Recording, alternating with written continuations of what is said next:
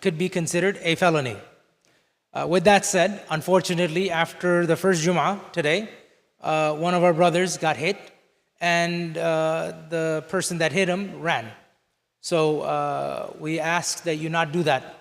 That's one thing. The other thing is that on Yawm al-Qiyamah, perhaps you saved $1,000 or so because of the fee or the fine, whatever. If that person does not forgive you, Allah will not forgive you because you have violated that person's haqq. This is not me saying it. This is what the Sunnah or the Hadith of the Prophet ﷺ tells us. So I urge you all, if you know or did or whatever, please, reach out to the brother that was wronged.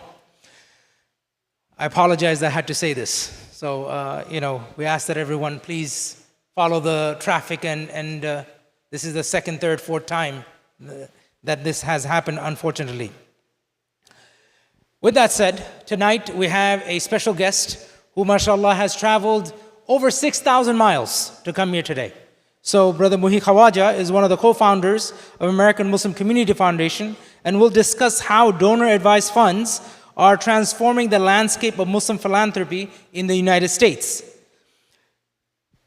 Before I ask him to come up, one of the things that you and I need to recognize and realize is that the Ummah in the last almost 1,500 years has used endowments to facilitate all the services that Ummah has had. However, in the last 100 years or so, we went away from it. Endowments are the way to protect our institutions. Endowments are the ways to make sure that Islam prevails. SubhanAllah, when you go to Medina today, the endowment that Uthman radhiyallahu anhu established almost 1,500 years ago still lasts today. Two things are happening. One is the people are benefiting from that endowment. The other thing is he's getting the hasanat for it. So I would like to ask Brother Muhi to come up and talk about how you and I can learn more about endowments and how we can incorporate those things into our charitable giving. Assalamu alaikum, jazakallah Abdullah, and thank you to the community here for the opportunity to share a little bit more about American Muslim Community Foundation.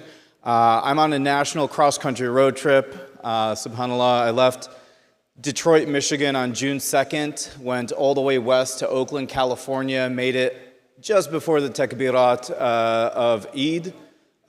Very blessed to have gotten there. I crossed through Montana and Wyoming on what's called Beartooth Highway. There's a valley, a mountain, got to pray Fajr overlooking that, and mistakenly, without service, from Maghrib to Dhuhr, went south and west until I accidentally entered into Yellowstone National Park.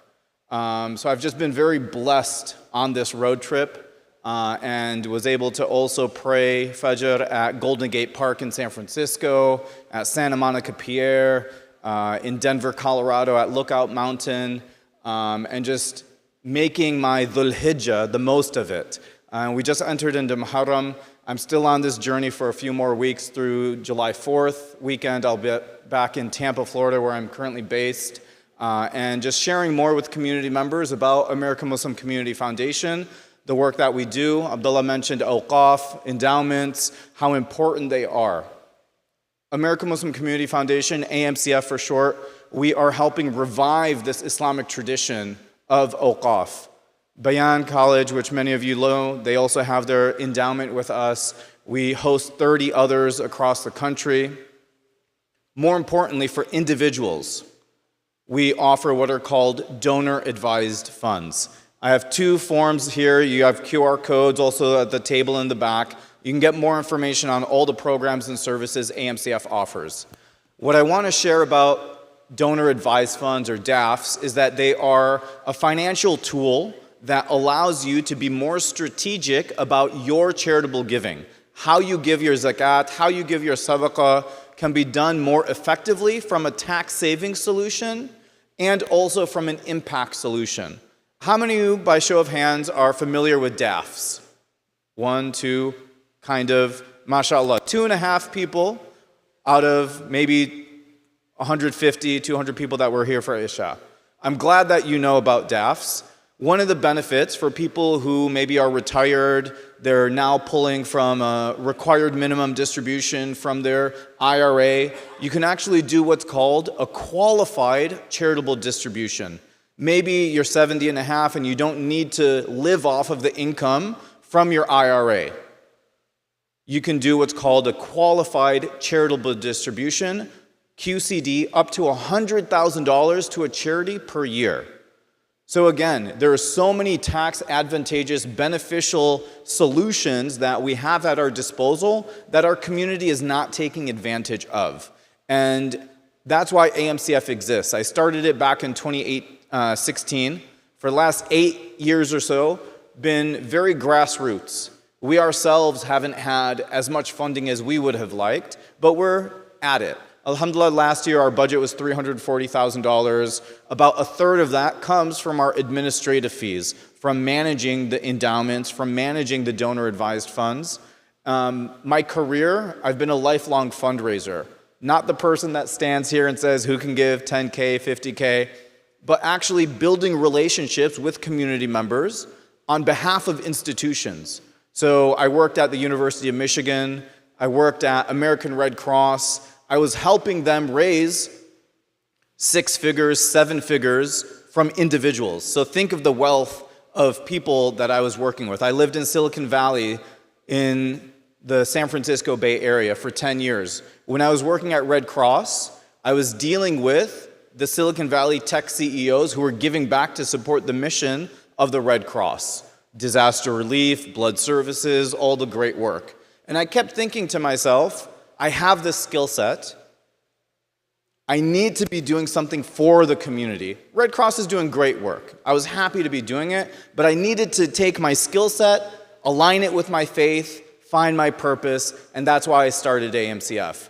Alhamdulillah, since then, been able to work with over 240 families across the country. They have donor-advised funds that AMCF manages. We're the steward of the funds. They entrust us, but the families direct where the charity goes. $25 million later, we've distributed into the community. Alhamdulillah.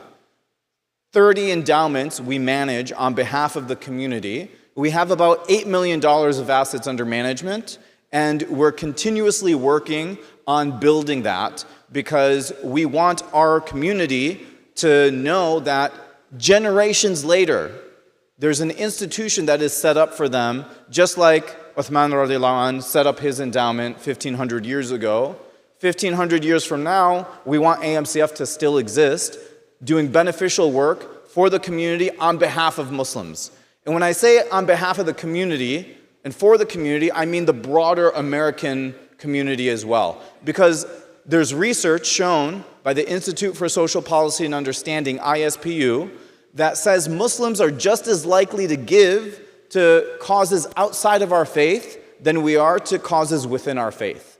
Maybe we don't give as much to our alma mater than we do our mosque, right? But we still give to causes outside of the Muslim community. And it's because of that, if I were to write a check or make an online donation to the University of Michigan, they'll see Muhi Khwaja is giving, an alumni, happy to give. But if I give from American Muslim Community Foundation to the University of Michigan, now they know I'm giving on behalf of my faith and that the Muslim community actually cares about what they're doing. Now, of course, universities have had challenges with things happening in Gaza and the student encampments, and it's actually a form of protest in saying, I'm not going to give to that institution now because of how they've treated the students. And collectively, as a community, being more strategic about where we put our dollars. Now, those of you who are familiar with DAFs, maybe you have it parked at Schwab Charitable or Fidelity Charitable, and that's okay. They're providing a service, but what I will say is these institutions do not care about the Muslim community. These institutions have actually removed UNRWA, the only verified charity working in Palestine. They deplatformed them because of their Zionist board members have said that, UNRWA, they're operating in Palestine. We're unsure of the type of work they're doing. If you wanted to fund an organization operating in Palestine that's USA-based, everything legal with the IRS, you should be able to do so. But Fidelity backtracked and finally added them off back onto their platform after months of pressure by AMCF and UNRWA in partnership. But the fact is, you shouldn't have to deal with that. You should be working with institutions that have the same values, faith-based values, Sharia-compliant investment strategies, and that's where AMCF comes in. So my ask is that you learn more about donor-advised funds, you learn more about endowments, you learn more about what American Muslim Community Foundation can do for your local community and for the Muslim community at large. And Americans in general, in the United States, in 2024, gave $497 billion to charity. Nearly $500 billion. Americans are generous. There's research that shows in 2022, Muslim Americans gave $4 billion in the United States in zakat and sadaqah, mashallah. And with Muslims being about 1% of the population, I think we're actually more than 1% of the wealth in this community in the United States. So we need to do more to showcase that, and we can do that by supporting institutions like AMCF to share that data with the broader research community like Indiana University. They have a Muslim Philanthropy initiative. I'm actually faculty at Indiana University teaching in the fundraising school there. And through all of that, what I'd like to share is AMCF ourselves, by the end of July, has a goal of raising $100,000, and a donor will be matching $50,000. I'm not fundraising today, so don't worry. I'm just sharing it so that you know that our institution also, yes, we receive fees from our admin fees, just like a university would receive tuition, but they're also still fundraising. So that's my 10-minute reminder. I just wanted to share more about what AMCF does. Again, there are QR codes at the, thank you. There are QR codes at the front here.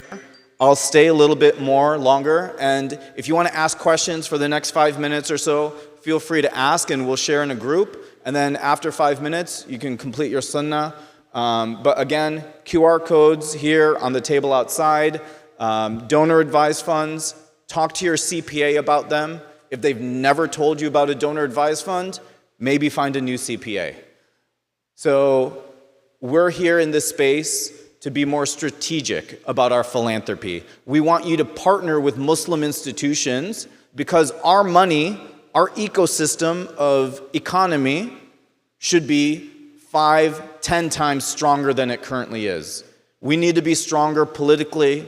We need to be stronger in social services. There's probably Muslim-led food banks in the community. There's probably Muslim-led healthcare, free healthcare institutions in the community.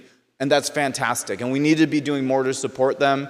And I want to support the local community through AMCF, and I need your support to do that. So please ask any questions that you have around how we can harness Muslim philanthropy here. Any questions? Yes? What is your investment portfolio? So our entire investment portfolio is Sharia compliant. From 2017 to 2024, we partnered primarily with Saturna Capital. This year, we transferred institutions to work with Andalus Capital based out of New York. Again, a fully Sharia compliant portfolio. And they can still do all the mutual funds that are on the Sharia compliant market, but they've also added cryptocurrency. They've also added